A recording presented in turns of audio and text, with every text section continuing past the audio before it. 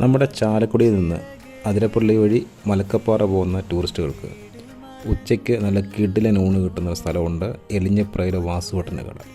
കിടിലൻ ഊണാണ്. അതുവഴി പോകുന്നവരും ട്രൈ ചെയ്ത് നോക്കിക്കോ, അടിപൊളിയാണ്.